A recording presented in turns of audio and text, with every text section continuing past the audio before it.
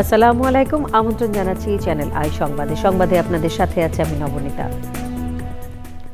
বিস্তারিত সংবাদের শুরুতেই জানিয়ে দিচ্ছি ফ্রেশ আটা, ময়দা, সুজি সংবাদ শিরোনাম। নির্বাচন বানচালের অপচেষ্টা রোধে ৩ বাহিনী সহ সব সংস্থাকে কঠোর পদক্ষেপের নির্দেশ। গণমাধ্যমে হামলার ঘটনায় ২০ জন শনাক্ত। দেশ ধ্বংসের কিনারায় চলে গেছে বলে তারেক রহমানের দাবি। ক্ষমতায় গেলে ভেঙে পড়া অর্থনীতি পুনর্গঠনে ঐক্যবদ্ধ থাকার আহ্বান। মবক্রেসি বন্ধে অন্তর্বর্তী সরকার ব্যর্থ বললেন সালাউদ্দিন আহমেদ। গণতন্ত্র ফেরাতে গণমাধ্যমের সঠিক ভূমিকা রাখতে হবে মন্তব্য। দিল্লিতে বাংলাদেশ হাইকমিশনে হামলার ঘটনায় ভারতের বিবৃতি, ঢাকার প্রত্যাখ্যান। প্রতিবেশীর ওপর ভরসা রাখতে চায় বাংলাদেশ। এবং মুক্তিযুদ্ধের উপপ্রধান সেনাপতি এ.কে খন্দকারের প্রতি রাষ্ট্রীয় সম্মান। স্বাধীনতা যুদ্ধের সমরনায়ককে শ্রদ্ধা ভালোবাসায় শেষ বিদায়।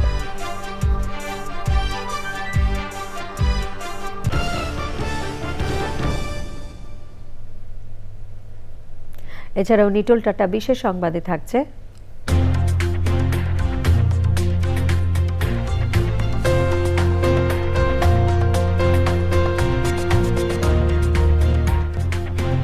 ঐতিহ্যবাহী শিক্ষা প্রতিষ্ঠান হলিক্রস কলেজের ৭৫ বছর পূর্তির খবর।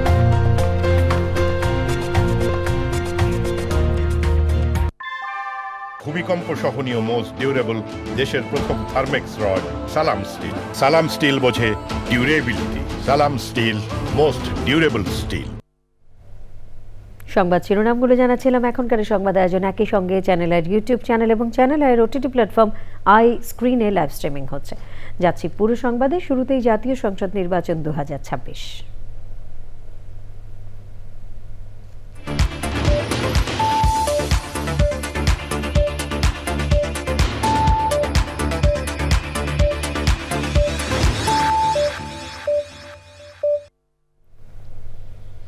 নির্বাচন কমিশনে আইন শৃঙ্খলা বিষয়ক সভা শেষে ইসি আবুল ফজল সানাউল্লাহ বলেছেন, শহীদ ওসমান হাদিকে হত্যার ঘটনা নির্বাচনের সুষ্ঠু পরিবেশকে ব্যাহত করেছে। তবে যারা নির্বাচনকে বানচাল করতে চায় তাদের বিরুদ্ধে কঠোর পদক্ষেপ নিতে ৩ বাহিনী সহ সব সংস্থাকে নির্দেশনা দিয়েছে ইসি। অবৈধ অস্ত্র উদ্ধার ও সন্ত্রাসীদের গ্রেপ্তারে মাঠ পর্যায়ে যৌথ বাহিনীর কার্যক্রম আবারও চালু হবে। গণমাধ্যম অফিসে হামলার ঘটনায় ২০ জনকে শনাক্ত করা হয়েছে। রাজীব বেগ জানাচ্ছেন। ত্রয়োদশ সংসদ নির্বাচন ও গণভোটকে সামনে রেখে আইন শৃঙ্খলা পরিস্থিতি পর্যালোচনায় প্রথমবারের মতো ৩ বাহিনীর প্রধানের সাথে প্রধান নির্বাচন কমিশনারের বৈঠক। বেলা ১২টায় নির্বাচন ভবনে আসেন সেনাবাহিনী প্রধান জেনারেল ওয়াকারুজ্জামান, নৌবাহিনী প্রধান অ্যাডমিরাল মোহাম্মদ নাজমুল হাসান এবং বিমান বাহিনী প্রধান air chief marshal Hasan Mahmud Khan. প্রায় ১ ঘণ্টা চলে তাদের বৈঠক। নির্বাচন পূর্ব আইন শৃঙ্খলা পরিস্থিতি, আচরণবিধি প্রতিপালন সহ বেশ কিছু ইস্যুতে বিকাল ৩টায় আইন শৃঙ্খলা সংক্রান্ত উচ্চ পর্যায়ের বৈঠকে বসে নির্বাচন কমিশন। বৈঠক শেষে জানানো হয়, নির্বাচনের পরিবেশ নষ্ট করে এমন কিছু বরদাস্ত করা হবে না। বড় উৎসবের সময় একটা দুর্ঘটনা ঘটে গেল, তখন কি উৎসবের আমেজ ব্যাহত হয় না? আমাদের তো তাই হয়েছে জাতীয়ভাবে, শহীদ ওসমান হাদির হত্যাকাণ্ডটা নির্বাচনের পরিবেশ বিঘ্নিত করে। এ ধরনের কোনো ধরনের কর্মকাণ্ড সহ্য করা হবে না এবং বাহিনী সমূহকে কঠোর নির্দেশনা দেওয়া হয়েছে। নিন্দা জানানো হয় গণমাধ্যম অফিসে হামলার ঘটনার। সিইসির সঙ্গে বৈঠকে সুষ্ঠু নির্বাচনে নিজেদের প্রস্তুতির কথা ৩ বাহিনী প্রধান তুলে ধরেছেন বলে জানান ইসি সানাউল্লাহ। বৃহত্তর আবেগ এবং অনুভূতিকে কাজে লাগিয়ে দুষ্ট চক্র যে কাজটি করেছে তাদের বিরুদ্ধে আইনি ব্যবস্থা নেওয়া হচ্ছে মর্মে আমাদেরকে আশ্বস্ত করা হয়েছে। ইতোমধ্যে অন্ততপক্ষে ২০ জনকে চিহ্নিত করা হয়েছে, তাদেরকে আইনের আওতায় নিয়ে আসা হয়েছে মর্মে আমরা নিশ্চিত হয়েছি। টেকনিক্যাল বিষয় আর কিছু সার্বিক বিষয় নিয়ে তাদের সাথে আমাদের আলোচনা হয়েছে। তারা আমাদেরকে আশ্বস্ত করেছেন যে তাদের বাহিনী সমূহ পুরোপুরিভাবে প্রস্তুত আছে এবং তারা একটা ভালো নির্বাচন করার জন্য বদ্ধপরিকর। প্রার্থীদের নিরাপত্তা নিশ্চিতে পুলিশ আশ্বস্ত করেছে বলেও জানিয়েছে নির্বাচন commission. Najib beg, channel I, Dhaka. এবারে অন্যান্য সংবাদ। বিএনপির ভারপ্রাপ্ত চেয়ারম্যান তারেক রহমান বলেছেন, দেশকে ধ্বংসের কিনারা থেকে গড়ে তুলতে হবে। বগুড়ায় শহীদ টিটু মিলনায়তনে জুলাই শহীদদের স্মরণে ডিজিটাল স্মৃতিস্তম্ভ উদ্বোধনী অনুষ্ঠানে ভার্চুয়ালি যুক্ত হয়ে তিনি বলেন, দেশের অর্থনীতি ভেঙে পড়েছে। এ অবস্থায় সবাইকে ঐক্যবদ্ধ থাকার আহ্বান জানান তারেক রহমান। তাফহিমুল ইসলাম জানাচ্ছেন। 24-এর গণঅভ্যুত্থানের শহীদদের স্মরণে বগুড়ায় ডিজিটাল স্মৃতিস্তম্ভ তৈরি করেছে বিএনপি। এ উপলক্ষে বগুড়ার শহীদ টিটু মিলনায়তনে আয়োজিত সমাবেশে ভার্চুয়ালি যুক্ত হয়ে ডিজিটাল স্মৃতিস্তম্ভ উদ্বোধন করেন দলের ভারপ্রাপ্ত চেয়ারম্যান তারেক রহমান। তারেক রহমান বলেন, বিগত সময়ে দেশের প্রতিটি সেক্টরকে ধ্বংস করে দেওয়া হয়েছে। জনগণের ভোটে নির্বাচিত হয়ে ক্ষমতায় আসলে বিএনপি সেগুলো আবার নতুন করে গড়ে তুলবে। বিগত স্বৈরাচারের সময় আমরা দেখেছি প্রত্যেকটি সেক্টরকে তারা ধ্বংস করে দিয়ে গেছে। ঠিক আছে, তারা ধ্বংস করেছে। বিএনপি বাংলাদেশ জাতীয়তাবাদী দল ইনশাল্লাহ আবার গড়ে তুলবে। মানুষের শিক্ষা ব্যবস্থা, ভবিষ্যৎ প্রজন্মের শিক্ষা ব্যবস্থা আমরা ধীরে ধীরে করে গড়ে তুলব। প্রিয় সহকর্মীবৃন্দ, আমরা শিক্ষা ব্যবস্থার পাশাপাশি মানুষের চিকিৎসা ব্যবস্থাকে গ্রামের প্রান্তিক মানুষ যাতে চিকিৎসা সুবিধা পায় সেটির জন্য আমরা পরিকল্পনা গ্রহণ করেছি। ভবিষ্যতে 1 লক্ষ স্বাস্থ্যকর্মী নিয়োগের কথা জানিয়ে তারেক রহমান বলেন, অতীতেও দেশকে রক্ষা করেছে বিএনপি, এবারও করবে। শহীদ রাষ্ট্রপতি জিয়াউর রহমান ধ্বংসের কিনারা থেকে এই দেশকে বের করে নিয়ে এসেছেন। আপনারা তারই সৈনিক। আজকে দেশনেত্রী খালেদা জিয়া 91 সালে যখন সরকার গঠন করেছিলেন, তখনও স্বৈরাচারের কবল থেকে দেশকে রক্ষা করে ধীরে ধীরে ধ্বংসের কিনারা থেকে উন্নয়নের পথে দেশকে নেওয়া হয়েছিল। আবার আমাদের দেশটাকে ধ্বংসের কিনারা থেকে গড়ে তুলতে হবে। আমাদেরকে কঠোর পরিশ্রম করতে হবে। সামনের দিনগুলো আমাদের খুব ভালো দিন নয়, কিন্তু দেশের অর্থনৈতিক অবস্থা ভেঙে পড়েছে। দেশের বিভিন্ন জায়গায় বিভিন্ন রকম অরাজকতা শুরু হয়েছে বা কেউ কেউ করার চেষ্টা করছে। কাজেই এইগুলো সম্পর্কে আমাদেরকে সজাগ থাকতে হবে। তারেক রহমান বলেন, ওসমান হাদি গণতন্ত্রের পথেই ছিলেন। তিনি ঢাকা 8 আসনের প্রার্থী ছিলেন। এটির মাধ্যমে প্রমাণ হয় তিনি ভোটের রাজনীতিতে বিশ্বাস করতেন। সকলকে এখন ঐক্যবদ্ধ থাকতে হবে। সেটি আমরা বিএনপির নেতাকর্মীরাই হই, সেটি অন্য দলের নেতাকর্মী যারা গণতন্ত্রে বিশ্বাস করে। তাফহিমুল ইসলাম, চ্যানেল আই। বিএনপির স্থায়ী কমিটির সদস্য সালাউদ্দিন আহমেদ বলেছেন, মব কালচার বন্ধ করতে সরকার ব্যর্থ। 25শে ডিসেম্বর বিএনপির ভারপ্রাপ্ত চেয়ারম্যান তারেক রহমানের দেশে ফেরা উপলক্ষে গণমাধ্যমের সম্পাদকদের সঙ্গে মতবিনিময়ে তিনি আরও বলেন, গণতন্ত্র ফিরিয়ে আনতে গণমাধ্যমকে সঠিক ভূমিকা রাখতে হবে। প্রথম আলো ও ডেইলি স্টারে হামলার নিন্দা জানিয়ে সম্পাদকরা বলেছেন, গণতন্ত্রের জন্যই গণমাধ্যমের স্বাধীনতা নিশ্চিত করতে হবে। রাহুল রায় জানাচ্ছেন, দীর্ঘ 1.5 যুগের নির্বাসিত জীবনের অবসান ঘটিয়ে 25শে ডিসেম্বর লন্ডন থেকে দেশে ফিরছেন বিএনপির ভারপ্রাপ্ত চেয়ারম্যান তারেক রহমান। এ উপলক্ষে বিভিন্ন গণমাধ্যমের সম্পাদক ও গণমাধ্যম ব্যক্তিত্বদের সঙ্গে মত বিনিময়ের আয়োজন করে তারেক রহমান স্বদেশ প্রত্যাবর্তন কমিটি। দৈনিক প্রথম আলো ও ডেইলি স্টারের হামলার প্রতিবাদ জানিয়ে মবক্রেসি বন্ধে কঠোর হওয়ার কথা বলেন বিএনপি নেতারা। প্রথম আলো, ডেইলি স্টার যেভাবে জ্বালিয়ে দেওয়া হয়েছে, পুড়িয়ে দেওয়া হয়েছে, এখানে সরকারের দায়িত্ব ছিল সবচেয়ে বেশি। কারণ এরকম একটা প্রেডিকশন, একটা অনুমান ইন্টেলিজেন্স রিপোর্টে থাকে সবসময়, আমরাও জেনেছি ইন্টেলিজেন্স রিপোর্ট, কিন্তু সেটা আমলে হলো না কেন? আমরা চেয়েছিলাম ডেমোক্রেসি, কিন্তু কেন হয়ে যাবে ডেমোক্রেসি? আশাগুলোকে, প্রত্যাশাগুলোকে পরিপূরণের জন্য আমাদের একজন নেতা দরকার, সেই নেতা জনাব তারেক রহমান। তার এই প্রত্যাবর্তনকে আমরা গণতন্ত্রকে শক্তিশালী করার জন্য কাজে লাগাতে চাই। ব্যক্তিকে শক্তিশালী করার কোনো উদ্দেশ্য আমাদের এখানে নেই। প্রতিকার গণতান্ত্রিক সমাজ, প্রকৃত গণতান্ত্রিক সমাজ, প্রত্যেকেই কথা বলার অধিকার থাকবে, প্রত্যেকেই তার মত প্রকাশ করার অধিকার থাকবে এবং রাজনৈতিক দলগুলো তার মতামত নিয়ে জনগণের কাছে যাবে, জনগণ তাকে বাছাই করবে, সে রাষ্ট্র ক্ষমতা গ্রহণ করবেন। জনগণ এখানকার মালিকানা ফেরত পায়, সেই আবহ প্রতিষ্ঠিত করবার লক্ষ্য নিয়ে তারেক রহমানকে আমরা এই বাংলাদেশে অভ্যর্থনা জানানোর প্রস্তুতি নিয়েছি। গণমাধ্যমে হামলার ঘটনায় উদ্বেগ প্রকাশ করে স্বাধীন সাংবাদিকতা নিশ্চিতের কথা বলেন সম্পাদক ও গণমাধ্যম ব্যক্তিত্বরা। ডেইলি স্টার প্রথম আলোর উপর হামলা হলো, এরপরে কি হবে কেউ জানে না। তারেক রহমান আসবেন, তারেক রহমান সেই প্রতিশ্রুতি দেবেন, সেটা আমি জানি, কিন্তু প্রশ্নটা হচ্ছে যে আমরা সবাই নিরাপদ থাকতে চাই। এখন সালাউদ্দিন ভাই, you are very friendly to India because you are out of power. আপনি ক্ষমতায় গেলে আপনি কেমন হবে সেটা আমরা যখন দেখব যে আপনি একই রকম উদার একই রকম ভাবে আপনি গ্রহণ করছেন সমালোচনা। আমাদের এই 53 বছরের রাজনীতিতে বড় বড় অভিজ্ঞতা হলো যে কোন সরকার কোন দিন তারা ক্রিটিক্যাল জার্নালিজম একসেপ্ট করে না। যদি বিএনপি আসে, আমার ব্যক্তিগত অভিজ্ঞতা আমি এটা বলবো বিএনপির কাছ থেকে আমরা আরো অধিকতর সহ্য শক্তি আর অধিকতরভাবে সমালোচনা সহ্য করা, গ্রহণ করা, মেনে নেওয়া মানে শোনা। বাকিটা তো নেতৃত্বের দলের সরকারের উপর নির্ভর করে তারা কতটুকু মানবেন না করবে, তবে শুনবেন, জানবেন, এটা আমি নিশ্চিত আশা করি।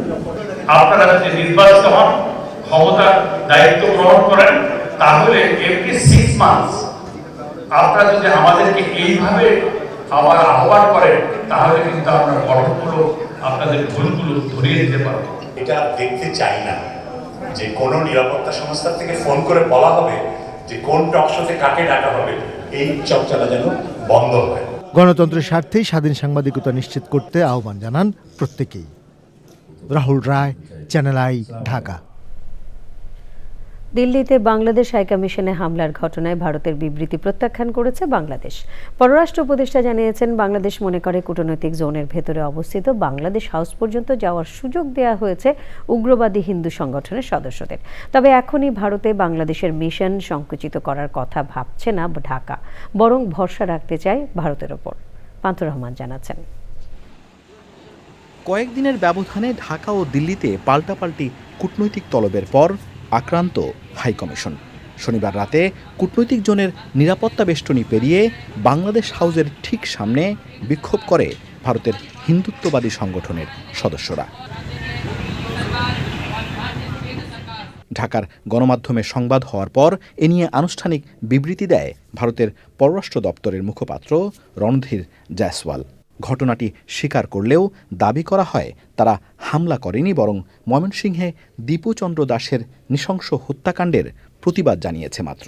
যদিও দিল্লির বিবৃতির সঙ্গে একমত নয় ঢাকা। ভারতীয় প্রেস নোটে যে কথা বলা হয়েছে এটা সম্পূর্ণভাবে আমরা প্রত্যাখ্যান করি। সম্পূর্ণ প্রত্যাখ্যান করি এই জন্য যে বিষয়টি যত সহজভাবে উত্থাপন করা হয়েছে আসলে অত সহজ না। 25 জনের একটা হিন্দু চরমপন্থী সংগঠনের 25 বা 30 জনের একটা দল এত দূর পর্যন্ত আসতে পারবে কেন একটা স্যানিটাইজড এলাকার মধ্যে? তার মানে তাদেরকে আসতে দেওয়া হয়েছে। আমার কাছে প্রমাণ নেই যে তাকে হত্যার হুমকি দিয়েছে, কিন্তু আমরা এটাও শুনেছি যে তাকে হত্যার হুমকি দেওয়া হয়েছে।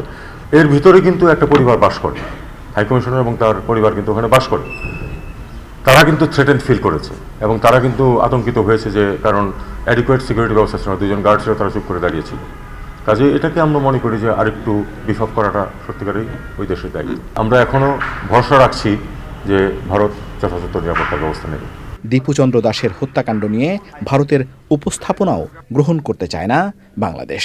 একজন বাংলাদেশি নাগরিক নৃশংসভাবে খুন হয়েছে, এটার সাথে মাইনরিটিজের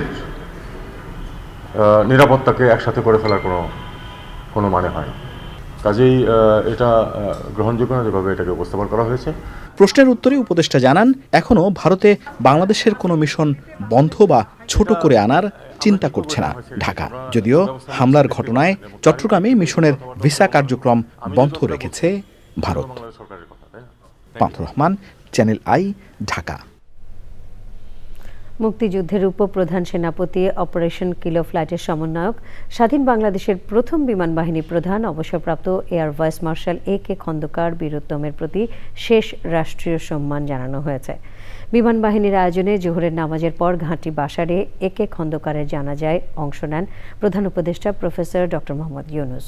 জানাজায় অংশ নেন উপদেষ্টা পরিষদের সদস্য ও 3 বাহিনীর প্রধান সহ উচ্চপদস্থ সামরিক ও বেসামরিক কর্মকর্তারা। চকর মালিথা জানাচ্ছেন।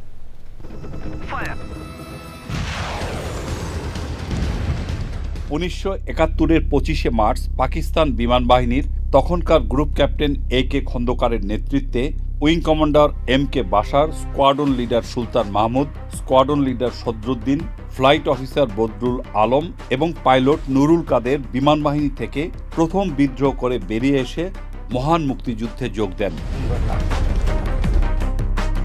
মুক্তিযুদ্ধ দিনের সেই সহযোদ্ধার নামে বিমান বাহিনী ঘাঁটি বাসার প্যারেড গ্রাউন্ডেই জোহরের নামাজের পর AK খন্দকার বীর উত্তমের নামাজে জানাজা। বিমান বাহিনীর উচ্চ পদস্থ কয়েকজন অফিসার AK খন্দকারের কফিন নিয়ে জানাজা মঞ্চে আসেন। লাল সবুজের পতাকা তার কফিনের উপর উঁচু করে ধরে রাখেন। পরে অস্ত্র উঁচিয়ে শ্রদ্ধা জানানো হয় তাকে।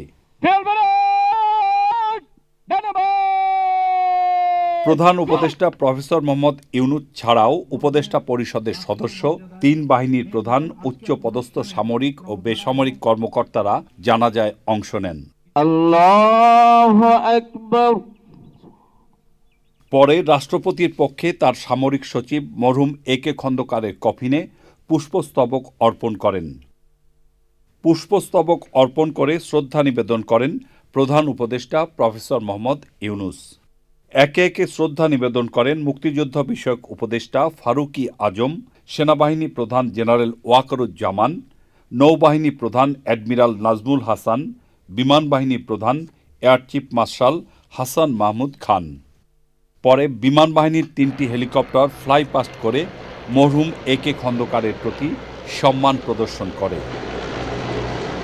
বিমান বাহিনীর শাহীন কবরস্থানে রাষ্ট্রীয় মর্যাদায় দাফন করা হয় সত্যের পথে সদা নির্ভীক এই বীরকে। চকর মালিথা, চ্যানেল আই, ঢাকা।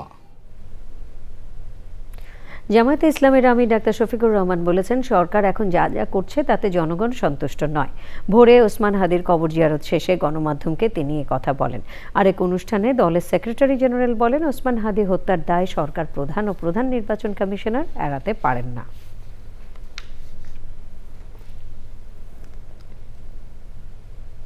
সুদানে জাতিসংঘ শান্তিরক্ষা মিশনের ঘাঁটিতে ড্রোন হামলায় নিহত বাংলাদেশ সেনাবাহিনীর 6 সদস্যের জানাজা ঢাকায় অনুষ্ঠিত হয়েছে। সকাল 9:15টায় ঢাকা সেনাবাহিনীর সেনানিবাসের কেন্দ্রীয় মসজিদে জানাজায় অংশ নেন সেনাবাহিনী প্রধান জেনারেল ওয়াকারুজ্জামান, নৌবাহিনী প্রধান অ্যাডমিরাল মোহাম্মদ নাজমুল হাসান এবং বিমান বাহিনী প্রধান air chief marshal Hasan Mahmud Khan. জানাজা শেষে রাষ্ট্রপতি মোহাম্মদ শাহাবুদ্দিন এবং প্রধান উপদেষ্টা প্রফেসর ডক্টর মোহাম্মদ ইউনূসের পক্ষ থেকে মরদেহে শ্রদ্ধা জানানো হয়। এরপর একে একে 3 বাহিনীর প্রধান নিহতদের কফিনে শ্রদ্ধা জানান। পরে নিহতদের মরদেহ হেলিকপ্টার যোগে নিজ নিজ এলাকায় পাঠানো হয়। এর আগে শনিবার বেলা 10:50 নিহত শান্তিরক্ষীদের কফিন বহনকারী বিমান শাহজালাল আন্তর্জাতিক বিমানবন্দরে পৌঁছায়। গত 13 ডিসেম্বর সুদানের আবেই এলাকায় বিচ্ছিন্নতাবাদী সশস্ত্র গোষ্ঠীর ড্রোন হামলায় 6 বাংলাদেশি নিহত এবং 8 জন আহত হন। তাইওয়ানের রাজধানী তাইপের মেট্রো স্টেশনে হামলাকারী সহ অন্তত 4 জন নিহত হয়েছে। কর্তৃপক্ষ জানিয়েছে, 27 বছর বয়সী হামলাকারী মুখোশ ও বুলেট প্রুফ ভেস্ট পরে ধোঁয়া তৈরি করে একাধিক বোমা ছুড়ে মারে। দেশটির প্রধানমন্ত্রী চৌ জংতাই হামলাকে পরিকল্পিত বলে উল্লেখ করেছেন, তবে এখনও হামলার স্পষ্ট কারণ নয়। এই ঘটনায় তাইওয়ান জুড়ে নিরাপত্তা জোরদার করা হয়েছে। মেট্রো স্টেশন, মহাসড়ক ও বিমানবন্দর সহ গুরুত্বপূর্ণ স্থাপনায় নিরাপত্তা জোরদার করা হয়েছে। নিটোল টাটা বিশেষ সংবাদ।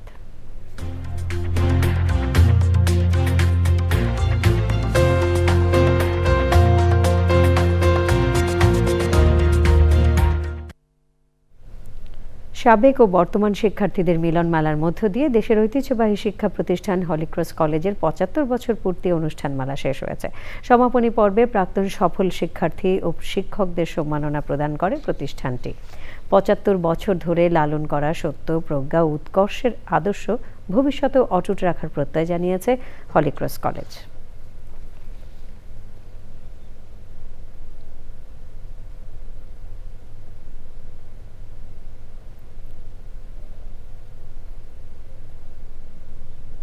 পূবালী ব্যাংক বাণিজ্য সংবাদ।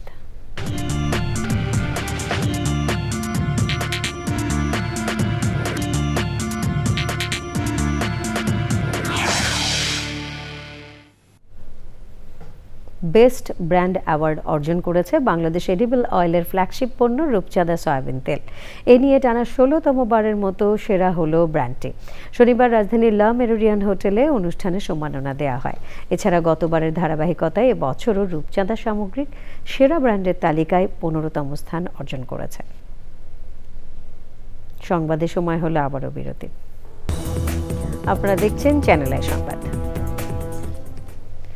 শহীদ ওসমান বিন হাদিকে উৎসর্গ করে স্টেট ইউনিভার্সিটি অব বাংলাদেশের 7ম সমাবর্তন অনুষ্ঠিত হয়েছে। এবারের সমাবর্তনে বিশ্ববিদ্যালয়ের 10টি বিভাগের 672 জনকে স্নাতক ও স্নাতকোত্তর ডিগ্রি প্রদান করা হয়। 3 জন শিক্ষার্থীকে চ্যান্সেলর্স গোল্ড মেডেল, 4 জন শিক্ষার্থীকে ভাইস চ্যান্সেলর সিলভার মেডেল এবং 20 জন শিক্ষার্থীকে ডিনস অ্যাওয়ার্ড দেওয়া হয়। সমাবর্তন অনুষ্ঠানে সভাপতিত্ব করেন আইন উপদেষ্টা অধ্যাপক ডক্টর আসিফ নজরুল। সমাবর্তন বক্তা ছিলেন বাংলাদেশ বিশ্ববিদ্যালয় মঞ্জুরি কমিশনের চেয়ারম্যান অধ্যাপক ডক্টর এস.এম.এ. ফায়েজ। বিশেষ অতিথি ছিলেন ইউজিসির সদস্য অধ্যাপক ডক্টর মোহাম্মদ আনোয়ার হোসেন। বক্তৃতা করেন ইউনিভার্সিটির ভাইস চ্যান্সেলর অধ্যাপক ডক্টর মোহাম্মদ আক্তার হোসেন খান, ট্রাস্টি বোর্ডের প্রেসিডেন্ট ডাক্তার এ.এম. শামীম সহ অন্যরা।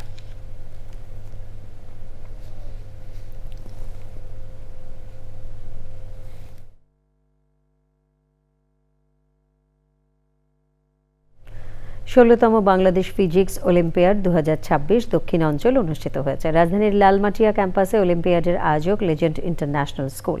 প্রতিযোগিতায় 5ম থেকে 10ম শ্রেণীর শিক্ষার্থীরা 4টি ক্যাটাগরিতে অংশ নেয়। এর মধ্যে নির্বাচিত 300 জন আগামী 16 জানুয়ারি চট্টগ্রামে ফজলেকে তোমায় বাংলাদেশ পিসি অলিম্পিয়াডের জাতীয় পর্বে অংশগ্রহণ করবে। অনুষ্ঠানে ছিলেন ব্র্যাক ইউনিভার্সিটির স্কুল অফ ফার্মাসির acting dean professor doctor AFM. Yusuf Haider, British কাউন্সিলের Bangladesh country exams director Maxim Raiman, Bangla ভিশনের head of programme Mohammad Tarekullah Akhand এবং বাংলাদেশ ফিজিক্স অলিম্পিয়াডের সাধারণ সম্পাদক আহমেদ জাহাঙ্গীর মাসুদ। সমাজ ও বিশ্ব ভালো থাকে এমন বার্তা নিয়ে রাজধানীতে পালিত হয়েছে বিশ্ব মেডিটেশন দিবস। সকালে জাতীয় প্রেস ক্লাব প্রাঙ্গণে বিশ্ব মেডিটেশন দিবস উপলক্ষে হয় ব্যতিক্রমী আয়োজন। দিবসটিতে নানা আয়োজন করেছে স্বেচ্ছাসেবী সংগঠন কোয়ান্টাম ফাউন্ডেশন। অনুষ্ঠানে অডিও বার্তা দেন কোয়ান্টাম মেথডের উদ্ভাবক শহীদ আল বুখারী। আয়োজনে গণমাধ্যম ব্যক্তিত্ব সহ বিভিন্ন শ্রেণী পেশার মানুষ ছিলেন।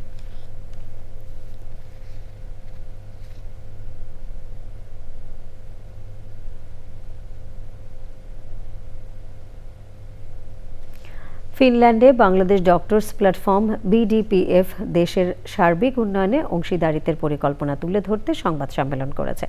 সংবাদ সম্মেলনে সংগঠনের নেতারা সংক্ষিপ্ত কোর্স, পূর্ণাঙ্গ কোর্স, কর্মশালা ও প্রশিক্ষণ কর্মসূচি সহ বিভিন্ন শিক্ষামূলক কার্যক্রম পরিকল্পনা ও বাস্তবায়নের বিষয় তুলে ধরেন। অনুষ্ঠানে বিডিপিএফ এর সভাপতি ডক্টর মোহাম্মদ মঞ্জুর মাওলা, সদস্য ডক্টর মোহাম্মদ আব্দুল হাই, সদস্য সচিব ডক্টর জি.এম. আতিকুর রহমান সহ অনেকেই উপস্থিত ছিলেন। দালালমুক্ত অভিবাসন, ন্যায্য মজুরি ও কর্মীদের মানবিক মর্যাদা নিশ্চিতে ইথিক্যাল মাইগ্রেশনের আওতায় ইউরোপের দেশ সার্বিয়াতে কর্মী প্রেরণ করা হয়েছে। প্রথম ধাপে দক্ষ কর্মী প্রেরণের মাধ্যমে বাংলাদেশি যুব সমাজের জন্য বৈধ, নিরাপদ ও মর্যাদাপূর্ণ কর্মসংস্থানের নতুন দিগন্ত উন্মোচিত হলো। এ উপলক্ষে উত্তরা দিয়াবাড়িতে JI. Islamic science and technology ইনস্টিটিউটে প্রতিষ্ঠানটির নিজস্ব ট্রেনিং সেন্টারে প্রশিক্ষণের মাধ্যমে ভবিষ্যতে ধারাবাহিকভাবে দক্ষ জনবল রপ্তানি করা হবে বলে জানিয়েছেন এশিয়া কন্টিনেন্টাল গ্রুপের কর্মকর্তারা। এরই সাথে সংবাদের শেষ ভাগে আমরা সবশেষে ফ্রেশ আটা, ময়দা, সুজি সংবাদ শিরোনামগুলো জানিয়ে দিচ্ছি আরও একবার। নির্বাচন বানচালের অপচেষ্টা রোধে 3 বাহিনী সহ সব সংস্থাকে কঠোর পদক্ষেপের নির্দেশ। গণমাধ্যমে হামলার ঘটনায় 20 জন শনাক্ত। দেশ ধ্বংসের কিনারায় চলে গেছে বলে তারেক রহমানের দাবি। ক্ষমতায় গেলে ভেঙে পড়া অর্থনীতি পুনর্গঠনে ঐক্যবদ্ধ থাকার আহ্বান। মবক্রেসি বন্ধে অন্তর্বর্তী সরকার ব্যর্থ বললেন সালাউদ্দিন আহমেদ। গণতন্ত্র ফেরাতে গণমাধ্যমের সঠিক ভূমিকা রাখতে হবে মন্তব্য। দিল্লিতে বাংলাদেশ হাইকমিশনে হামলার ঘটনায় ভারতের বিবৃতি, ঢাকার প্রত্যাখ্যান। প্রতিবেশীর ওপর ভরসা রাখতে চায় বাংলাদেশ।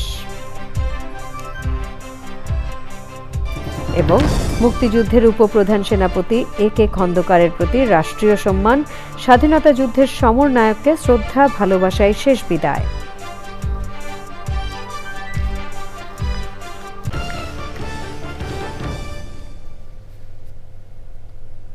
প্রিয় দর্শক, চ্যানেল আইয়ের সবশেষ সংবাদ জানতে ভিজিট করুন channelionline.com-এ। যুক্ত থাকুন আমাদের সোশ্যাল মিডিয়া প্ল্যাটফর্মগুলোর সাথে। পরবর্তী সকল সংবাদ দেখার আমন্ত্রণ রইল। ধন্যবাদ সবাইকে।